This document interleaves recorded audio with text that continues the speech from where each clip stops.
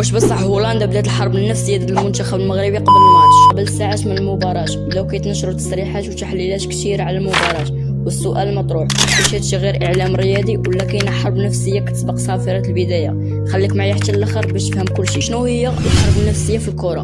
ماشي سبان ولا كاذب ولا انتقاد، هي مجرد تصريحات او تغطيه اعلاميه قبل المباراه كتقدر تاثر على الثقه والتركيز، والهدف هو خلق ضغط نفسي على الخصم. شنو وقع قبل بدايه المباراه؟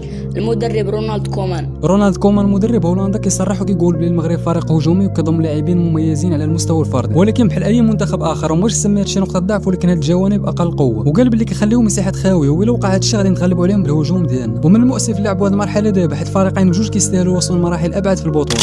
وجا في تصريح اللاعب فان دايك. اعترف المدافع الهولندي فيرجيل فان دايك بقوة المنتخب المغربي، مؤكدا أن أسود الأطلس أصبحوا من أصعب المنتخبات على الساحة الدولية بفضل جودة لاعبيهم وشخصيتهم القوية داخل الملعب. كما أشاد بالمدرب محمد وهبي، معتبرا أنه يتمتع بذكاء تكتيكي كبير ويعرف كيف يقرأ المباريات ويستغل نقاط قوة فريقه بأفضل طريقة. تصريحات تعكس حجم الاحترام الذي بات يحظى به المنتخب المغربي بعدما فرض نفسه منافسا حقيقيا أمام كبار منتخبات العالم.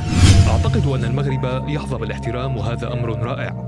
علينا الآن أن نثبت ذلك على أرض الملعب. هذا هو ثمرة سنين من العمل الجاد الذي بذله المغرب، ولهذا السبب تحترمه الفرق المنافسة. نحن نحترم هولندا أيضا، إنهم أمة عظيمة، لذلك ستكون مباراة كبيرة ونأمل حقا أن نفوز.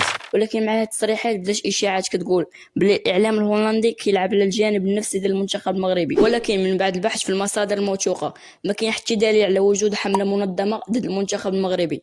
اللي كاين هو تصريحات اعلاميه وتحليلات كثيره قبل المباراه، وهذا الشيء عادي وكيدخل في الاجواء الطبيعيه ديال اي مباراه كبيره. في الاخير الاعلام ما كيسجل الاهداف، اللي كيحسم هو الاداء داخل الملعب. انت شنو رايك؟ واش الاعلام يقدر ياثر على اللاعبين ولا كلشي كيتحسم فوق التيران؟